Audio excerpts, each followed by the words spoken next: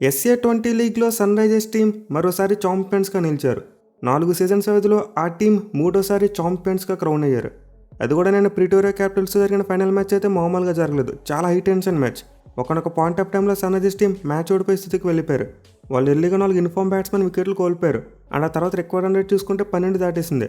But ఈ టైంలో వాళ్ళ కెప్టెన్ స్టెబ్స్ మరియు మ్యాథ్యూ బ్రిడ్జ్కే వీళ్ళిద్దరూ కలిసి SCC టీంని గెలిపించారు. మెయిలీ స్టెబ్స్ అయితే ఈ సీజన్లో తన బెస్ట్ నాక్ని ఫైనల్ కోసమే దాచుకున్నాడేమో అనిపించింది.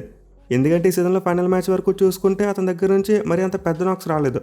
బట్ ఈ క్రూషియల్ ఫైనల్ మ్యాచ్లో ప్రెజర్ ఉన్నప్పుడు తన టీం కష్టాల్లో ఉన్నప్పుడు బ్యాటింగ్కి వచ్చి ఒక మైండ్ బ్లోయింగ్ నాక్ కట్టాడు. సో ఈ మ్యాచ్ అయితే ఆల్మోస్ట్ ఒకే టెంప్లెట్లో జరిగిందని చెప్పుకోవచ్చు. అంటే మీరు క్యాపిటల్స్ బ్యాటింగ్ చూసుకుని అలాగే SCC బ్యాటింగ్ చూసుకుని కొంతవరకు ఐడెంటికల్గా ఉంటుంది. ప్రిటోరియా టీంకు డెవాల్ బ్రేవిస్ ఒక్కటే నిలబడ్డాడు. సెన్సేషనల్ సెంచరీ కొట్టాడు. 56 బంతుల్లో 101 పరుగులు చేశాడు. బట్ మిగతా బ్యాట్స్మెన్ అంతా చేతులు కాళ్ళు అన్నీ పైకెత్తేశారు. ఒక్కరు కూడా సరైన నాకు కాలలేదు. కేవలం డెవాల్ బ్రేవిస్ ఒక్కరి దగ్గర నుంచే పెర్ఫార్మెన్స్ వచ్చింది. ఇన్ఫాక్ట్ చాలామందికి స్కోర్ కార్డ్ చూస్తే నమ్మబుద్ధి అవ్వదు. ఎందుకంటే డెవాల్ బ్రేవిస్ 56 బంతుల్లో 101 పరుగులు కొట్టాడు. బట్ మీరు ప్రిటోరియా క్యాపిటల్స్ యొక్క టోటల్ స్కోర్ చూసుకుంటే 158 రన్సే. అంటే బ్రేవిస్ కాకుండా మిగతా టీం మొత్తం కొట్టింది 57 పరుగులు. అది కూడా మరో 10.4 ఓవర్స్ ఆడి. సో రియలీ ఫైనల్ మ్యాచ్లో క్యాపిటల్స్ బ్యాటింగ్ చాలా ఘోరంగా ఫెయిల్ అయింది. ఒక్క డెవాల్ బ్రేవిస్ మాత్రమే మైండ్ బ్లోయింగ్ సెంచరీ కొట్టి PC టీంని ఎంతో కొంత లాక్కొచ్చాడు. ఇన్ఫాక్ట్ అతను ఒక్కడు వేరే పిచ్ మీద బ్యాటింగ్ చేసినట్టు అనిపించింది. అదనంలో ఉన్న బ్యాట్స్మెన్ 100 స్ట్రైక్ రేట్ తాడడానికి కూడా చాలా ఇబ్బంది పడ్డారు. బట్ డెవాల్ బ్రేవిస్ మాత్రం మెట్విల్ 6లు 4లు కొడుతూ 180 స్ట్రైక్ రేట్తో బ్యాటింగ్ చేశాడు. సో బ్రేవిస్కి తోడు మరి ఒక్క బ్యాట్స్మెన్ సరిగ్గానే క్యాపిటల్స్ టీం ఈజీగా 180 స్కోర్ కొట్టేది. ఇన్ఫాక్ట్ ఈ మ్యాచ్లో PC టీం ఓడిపోయినా సరే డెవాల్ బ్రేవిస్కే player of the match award ఇచ్చారు. అంటే అతను కొట్టిన సెంచరీ ఏ రేంజ్లో ఉందో మనం అర్థం చేసుకోవచ్చు. నిజంగా మైండ్ బ్లోయింగ్ బ్యాటింగ్ చేశాడు. బట్ ఏమో మనమైతే SCC బౌలింగ్ని చాలా మెచ్చుకోవాలి. మెయిల్ మరోసారి మార్క్ హెన్సన్ మరి హెన్రిక్ నోకియా ఇద్దరు కూడా తమ ఫామ్ను కంటిన్యూ చేశారు. మార్క్ హెన్సన్ 4 ఓవర్స్లో 10 రన్స్ మాత్రమే ఇచ్చి 3 వికెట్లు తీశాడు. అండ్ నోకియా చూసుకుంటే 4 ఓవర్స్లో 19 పరుగులు మాత్రమే ఇచ్చి 1 వికెట్ తీసుకున్నాడు. సో ఇద్దరు బౌలర్స్ అయితే PC బ్యాటింగ్కి చాలా డ్యామేజ్ చేశారు. ఎస్పెషల్లీ పవర్ ప్లేలో మార్క్ హెన్సన్ ఒక మైండ్ బ్లోయింగ్ స్పెల్ వేశాడు. అట్ ది సేమ్ టైం వాళ్ళకి జార్డన్ కాక్స్ రన్అట్ కూడా బాగా కలిసి వచ్చింది. నాన్ స్ట్రైక్ రన్లో రన్అట్ అయిపోయాడు. ఇక హెన్రిక్ నోకియా చూసుకుంటే డెత్ ఓవర్స్లో చాలా బాగా బౌలింగ్ చేశాడు. మార్క్ హెన్సన్ ఎప్పుడైతే బ్రేవిస్ వికెట్ పడగొట్టాడో ఆ తర్వాత మళ్ళీ PC టీం డేలా పడిపోయింది. మళ్ళీ రన్స్ ఆగిపోయాయి. ఒక పాయింట్ ఆఫ్ టైంలో 170 కొడతారేమో అనుకున్నాం. బట్ అది కూడా రీచ్ అవ్వలేకపోయారు. అయితే సన్ రైజర్స్ టీంకి చూసుకుంటే చేజింగ్లో మరీ అంత గొప్ప స్టార్ట్ ఏమీ రాలేదు. వాళ్ళు ఎర్లీగా జార్డీ బెరిస్టో వికెట్ కోల్పోయారు. అది కూడా గోల్డెన్ డకౌట్. అలాగే క్వింటన్ డీకాక్ చూసుకున్న 18 కొట్టాడు. అండ్ జార్డన్ హెయిర్మన్ అతను కూడా 3 రన్స్ చేశాడు. అలాగే కోల్స్ చూసుకుని 1 రన్ కొట్టి అవుట్ అయిపోయాడు. సో SCC టీం 8.4 ఓవర్స్లో 48 పరుగులు మాత్రమే చేసి 4 వికెట్లు కోల్పోయారు. అండ్ వీళ్ళు చూసుకుంటే ఇన్ఫార్మ్ బ్యాట్స్మెన్ అందరూ అవుట్ అయిపోయారు.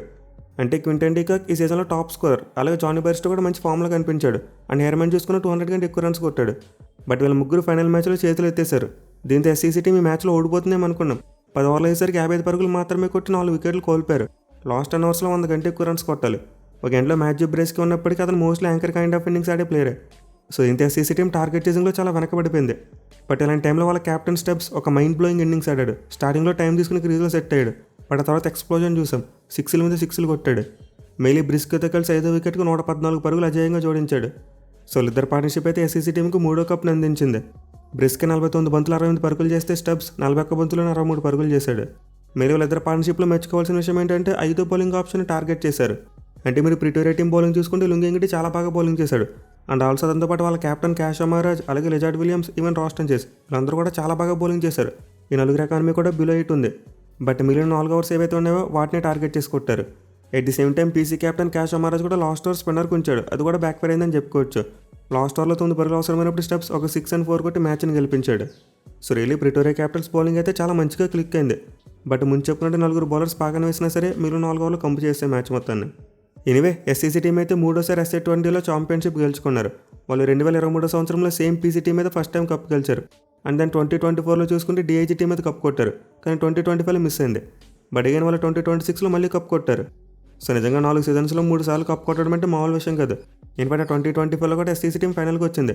బట్ MI క్యాప్టెన్ టీం చేతిలో ఓడిపోయారు. అదర్వైజ్ 4 సీజన్స్లో కూడా ఛాంపియన్స్ వాళ్ళు అయ్యి ఉండేవారు. సో రియల్లీ విక్టరీ అయితే సన్ రైజర్స్ ఫ్యాన్స్కి ఐపీస్ట్ అని చెప్పుకోవాలి. వాళ్ళైతే చాలా హ్యాపీగా ఫీల్ అవుతారు. మెయిలీ మ్యాచ్ అయిపోయిన తర్వాత చూసాం వాళ్ళ ఓనర్ కావ్య మారన్ చాలా హ్యాపీగా కనిపించింది. ఇన్ఫాక్ట్ తన ఫాదర్తో కలిసి విన్నింగ్ సెలబ్రేషన్స్ చేసుకున్నారు. సో రియల్లీ ఆమెతో ఒక ప్రౌడ్ ఓనర్ అని చెప్పుకోవాలి. 4 సీజన్స్గా టీంని ఎంత స్ట్రాంగ్ ఉంచగలుగుతున్నారంటే కావ్య మారన్తో పాటు టీం మేనేజ్మెంట్కు హ్యాట్స్ ఆఫ్ చెప్పి తీరాలి.